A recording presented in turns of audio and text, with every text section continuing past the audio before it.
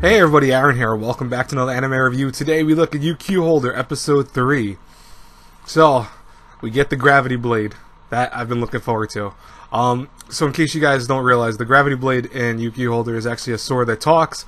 It's an ancient sword that was forged in like powerful magic, and what you can actually do is why it's called the gravity blade is you can actually change the gravity amount on it to do more damage, but at the cost of the more weight and the more kind of training you need to wield it.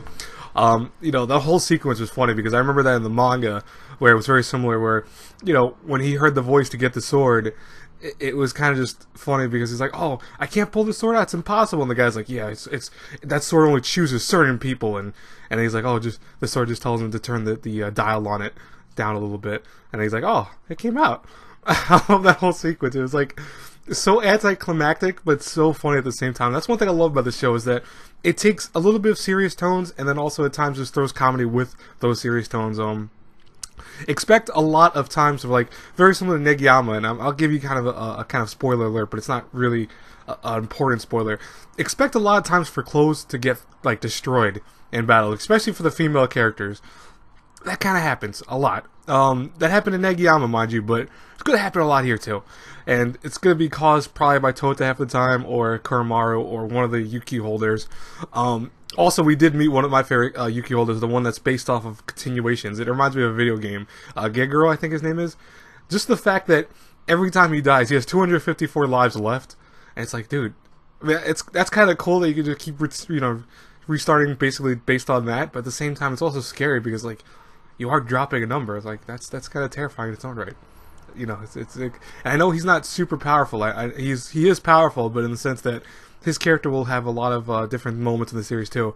I don't think he becomes a super important character though, mind you. I think he becomes more of a kind of just side character a lot of times with a lot of the UQ holders in general become side characters. Only a few of them take I want to say take center stage. Like Karen, for example, get used to her. She'll be in almost every episode probably from here on out. You know, at least when they're at the base or when they have to go on certain missions.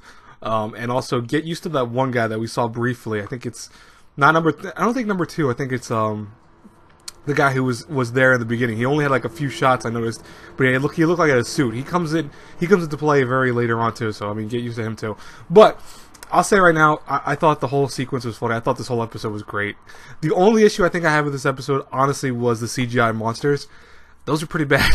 To say the least, they were very bad, actually. But it's okay. I don't think the show will rely on a lot of monsters, per se. I know that there are fights with monsters, but I don't see that happening too often, so I really don't think it's going to be a big deal. But it does kind of distract you when you notice, like, something that looks like from early 2000s walking inside a scene where everything else is nicely animated, then you have these weird CGI monsters that don't even look that good.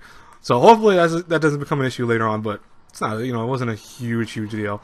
Anyways, guys and girls, what did you think about this week's episode of UQ Holder? I would love to know and hear from you in the comments below. As always, if you like my review, you know what to do. I have, I think, Fate Apocrypha also to review today. I also have Yokai Apartment, and I'm also going to try to do something else, but that's going to be released Thursday on a scheduled release because I'm busy Thursday. But anyways, I will talk to you guys later. Have a great, blessed day, everyone. God bless you all. Bye-bye, everyone.